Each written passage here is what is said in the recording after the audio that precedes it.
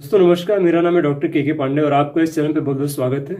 दोस्तों आज हम आपसे बात करेंगे फैटी लीवर के बारे में। दोस्तों फैटी लीवर के बारे में कि फैटी लीवर क्यों होता है और फैटी लीवर के कारण क्या क्या है। इसके अलावा फैटी लीवर में क्या क्या सावधानियां रखनी चाहिए, फैटी लीवर में होम्योपैथिक में कौन कौन सी मेडिसिन यूज़ की जाती हैं और फैटी लीवर आगे भविष्य में न हो इसके लिए क्या क्या चाहिए, हम प्रिकॉशंस रखें। तो दोस्तों आज हम इसी के बारे में डिटेल में बात करेंगे।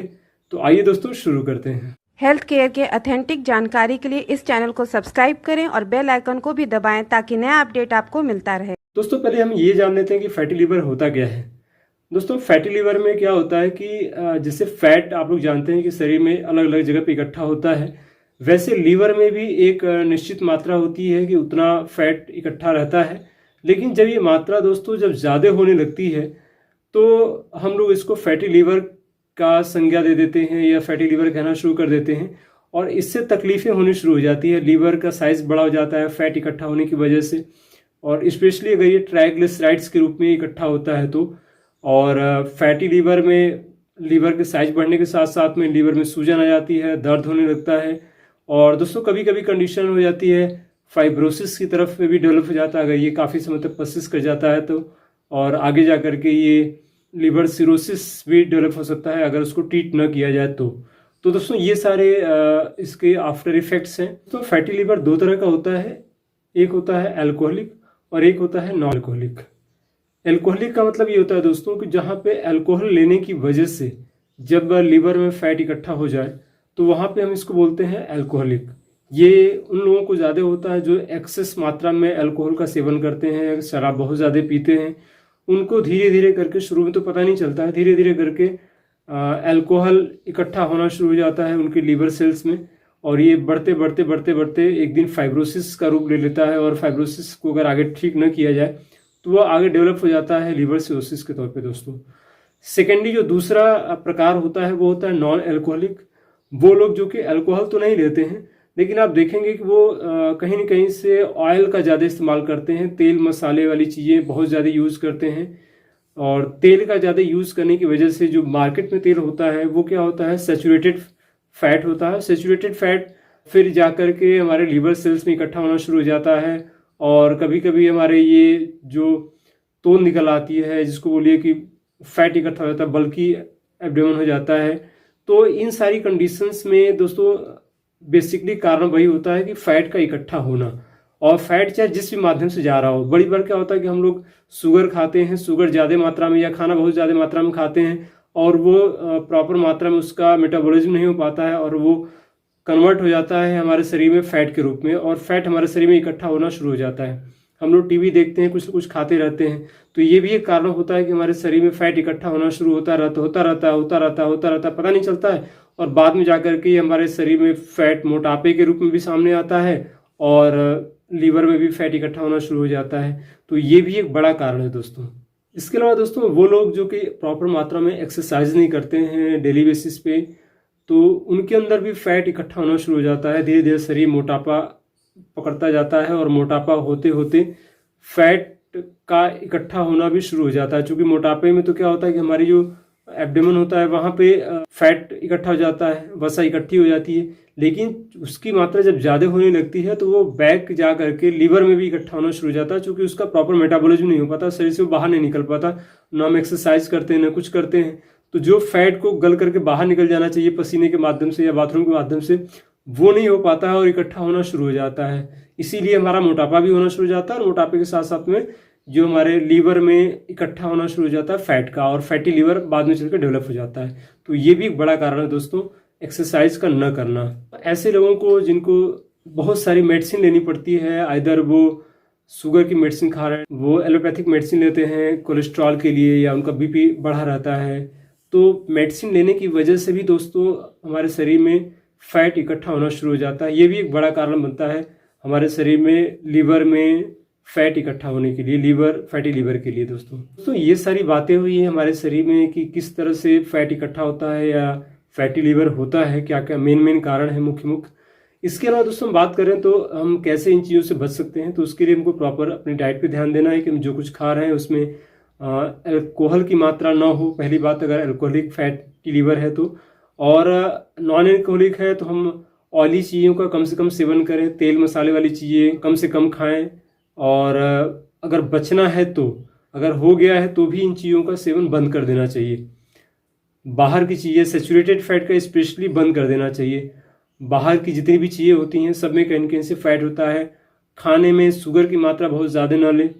अगर हम दवाइयाँ खा रहे हैं तो दवाइयों को कोशिश करना चाहिए कि बंद कर देना चाहिए, या अगर कोई इमरजेंसी दवा है जिसको खाना मजबूरी है तो उसको खाते रहे। बाकी जो एक्सेस दवाइयाँ हैं, पेन किलर्स हैं, इन चीज़ों को कोशिश करना चाहिए कम से कम लेना चाहिए, ताकि ये हमारे शरीर में फैट को बढ़ने न दें। हम शुगर की दवा खाते हैं तो उसकी वजह से भी होता है, तो शुगर को कंट्रोल करने की कोशिश करें कि हम हरे पत्तीदार सब्जी या ऐसी चीज़ों का सेवन ज़्यादा करें जिसमें हमको फैट कम हो, फाइबर्स की मात्रा ज़्यादा हो या शुगर की मात्रा कम हो। तो इसका भी विशेष ध्यान देना चाहिए हमको अपने खाने पीने में। दोस्तों, अपने खाने पीने में हमको कोशिश ये करनी चाहिए कि अल्कलाइन फूड का ज़्यादा से ज़्यादा इस्तेमाल करना चाहिए। हमारे शरीर में क्या होता है कि जब हम खाना खा रहे होते हैं तो हमारी जितनी भी चीज़ें बाहर की होती हैं जो हम खाते हैं, ज़्यादातर चीज़ें एसिडिक मीडियम की होती है, और एसिडिक मीडियम जो शरीर में बढ़ता जाता है तो वो बाद में कन्वर्ट होता है किसी न किसी बीमारी के रूप में। आइदर वो फैटी लीवर हो या किसी और बीमारी के रूप में हो, कोलेस्ट्रॉल बढ़ जाए, हाई ब्लड प्रेशर हो जाए, कुछ और हो जाए, किडनी की प्रॉब्लम्स हो जाए। तो जो भी बीमारियां होती हैं उसमें सबसे बड़ा कारण ये होता है कि हमारा जो मीडियम होता है खाने का वो एसिडिक ज़्यादा होता है, अल्कलाइन कम होता है, जबकि उल्टा होना चाहिए। आयुर्वेद कहता है कि अल्कलाइन 80% होना चाहिए, 20% एसिडिक होना चाहिए। लेकिन आजकल हम लोग का जो भोजन हो गया है उसमें 80% हमारा एसिडिक हो गया है, 20% हमारा अल्कलाइन हो गया। तो दोस्तों, ये जो इम्बैलेंस है इसको हमको बैलेंस करना है। तो हमारे भोजन में अल्कलाइन फूड की मात्रा ज़्यादा से ज़्यादा होनी चाहिए। तो इससे हम ये कर सकते हैं कि हमारे शरीर में एल्कलिनिटी बहुत ज़्यादा बढ़ेगी, क्षारीयता हमारे शरीर में बढ़ेगी, खून में बढ़ेगी। तो उससे हमको आसानी होगी फैटी लीवर को कम करने में। दोस्तों, अब हम बात करते हैं होम्योपैथिक से हम इसका कैसे इलाज कर सकते हैं। तो होम्योपैथिक में जो सबसे प्रमुख दवा है वो है दोस्तों नक्स वोमिका। नक्स वोमिका की हम बात पहले क्यों करते हैं कि नक्स वोमिका हमारे शरीर में जितनी भी सेडेंट्री हैबिट्स या जिसमें हम बहुत ज़्यादा काम धाम नहीं करते हैं, एक्सरसाइज नहीं करते हैं और कुछ खाते पीते रहते हैं, फैट का इकट्ठा होना शुरू हो जाता है, शरीर में गैस बननी शुरू हो जाती है, अपच रहता है। तो इन सारी कंडीशंस को दोस्तों नक्स वोमिका बहुत ही अच्छे तरीके से सही कर सकती है। इसका जो सबसे इम्पॉर्टेंट सिम्टम ये होता है कि इंसान रात में जागता रहता है या बहुत ज़्यादा एक्सरसाइज नहीं करता। खास तौर से जो अल्कोहलिक लोग होते हैं, जो अल्कोहल का ज़्यादा सेवन करते हैं, तो उनको उस जो असर होता है अल्कोहल को, उसको न्यूट्रलाइज करने के लिए, उसको एंटीडोट करने के लिए नक्स वोमिका बहुत अच्छी दवा है दोस्तों। और इसमें जो सिम्टम पाया जाता है, ज़्यादातर सुबह के समय में एक बार में पेट साफ न होना, 2 बार 3 बार जाना पड़ता है। तो ऐसे पेशेंट गुस्से वाले बहुत ज़्यादा होते हैं, एंगर बहुत ज़्यादा उनके अंदर होता है। तो इस कंडीशन में दोस्तों नक्स वोमिका बहुत बढ़िया काम करती है। सेकेंडली दोस्तों, दूसरी अगर हम दवा की बात करें तो इसमें हम बात करते हैं नेट्रम फास्ट के बारे में दोस्तों। और ख़ास तौर से अगर हम इसको 12x पोटेंसी में यूज़ करते हैं तो ये हमारे लिए बहुत बढ़िया होता है। नेट्रम फास्ट में क्या होता है कि नेट्रम्यूर और फास्फोरस ये दोनों का कॉम्बिनेशन होता है, और जो पेशेंट होता है उसके अंदर ये दोनों कंडीशन होती है।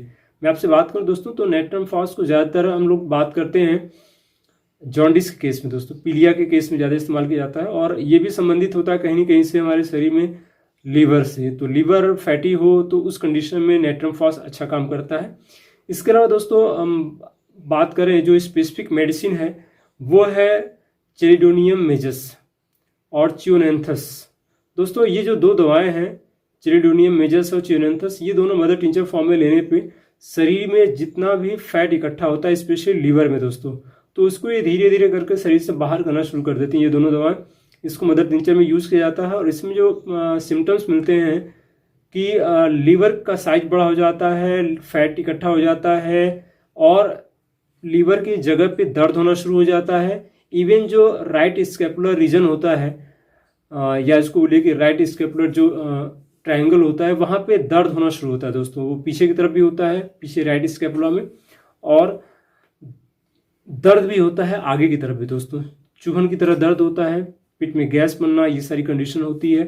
तो वहाँ पे आप इसको अगर लगातार यूज़ करते हैं तो ये धीरे धीरे फैट को गला करके शरीर से बाहर करती चली जाती है, चेरिडोनियम मेजस और चियोनेंथस। इसके अलावा दोस्तों हम बात करें एक अदर मेडिसिन के बारे में, तो वह है फाइटोलक्का बेरी दोस्तों, मदर टिंचर फॉर्म में। फाइटोलक्का जनरली यूज़ किया जाता है, हम लोग यूज़ करते हैं कि शरीर में फैट इकट्ठा हो गया, इंसान मोटा हो गया तो उसको उस फैट को हटाने के लिए। लेकिन दोस्तों मैं आपसे बताऊं कि ये सिर्फ वहीं का फैट नहीं हटाता, बल्कि ये आपके जो लीवर में फैट इकट्ठा हो गया है उसको भी दूर करने की एक अच्छी दवा है दोस्तों। तो इसका असर लीवर पे भी होता है, लीवर पे आप देते हैं मदर टीचर फॉर्म में, बहुत अच्छा काम करती है। ये सारी बातें हुई होम्योपैथिक मेडिसिन के बारे में। इसके साथ साथ में एक मेडिसिन और है जिसके बारे में आपसे मैं बात करूंगा दोस्तों। होम्योपैथिक में दोस्तों बहुत सारी दवाएं हैं जो कि फैटी लीवर में काम करती है, डिपेंड करता है सिम्टोमेटिक।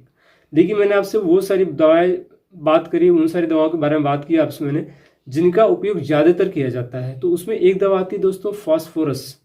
फास्फोरस को अगर आप यूज़ करते हैं, अगर पेशेंट दुबला पतला है और लीवर में फैटी लीवर बता रहा है, पेट में दर्द बता रहा है, सेंसिटिव है बहुत ज़्यादा चीज़ों के प्रति, ठंडा पानी बहुत अच्छा लगता है, प्यास बहुत ज़्यादा लगती है, शरीर में जलन सी महसूस होती है, दुबला पतला रहता है, बहुत ज़्यादा बोलता नहीं है, वीकनेस रहती है शरीर में, तो इन कंडीशन में दोस्तों आप फास्फोरस का इस्तेमाल करते हैं, बहुत अच्छा काम करती है। अगर यहीं पे पेशेंट अगर ठंडा पानी खूब मांगता है और मोटा है, थुलथुल है, शरीर में फैट इकट्ठा हो गया है, फैटी लीवर भी है, ठंडा पसीना भी आता है माथे पे और सिर में, गर्दन पे भी ठंडा पसीना आता है, तो उस केस में दोस्तों आप कैलकेरिया कार्ब का इस्तेमाल करेंगे तो बहुत अच्छा काम करेगी। तो दोस्तों ये सारी बात हुई, आज हमने बात की आपसे फैटी लीवर के बारे में। मैं उम्मीद करता हूँ कि आपको ये जानकारी अच्छी लगी होगी। और दोस्तों अगर आपको जानकारी आज की अच्छी लगी है तो इसको अपने ज़्यादा से ज़्यादा दोस्तों में शेयर करिएगा। और कोई और जानकारी चाहिए दोस्तों तो आप नीचे कमेंट में ज़रूर लिखिएगा, नीचे मेरा व्हाट्सअप नंबर भी है, आपको मैं दे दूँगा, तो आप व्हाट्सअप भी कर सकते हैं और कोई जानकारी चाहिए तो दोस्तों आज की बात बस इतनी ही। अगर आपको जानकारी अच्छी लगी हो तो लाइक करिए, शेयर करिए दोस्तों में, और चैनल को सब्सक्राइब जरूर करिएगा और नोटिफिकेशन बिल्कुल दबाइएगा दोस्तों, ताकि भविष्य में आने वाली हर वीडियो की जानकारी आपको सबसे पहले मिलती रहे। धन्यवाद दोस्तों, जय हिंद, जय भारत।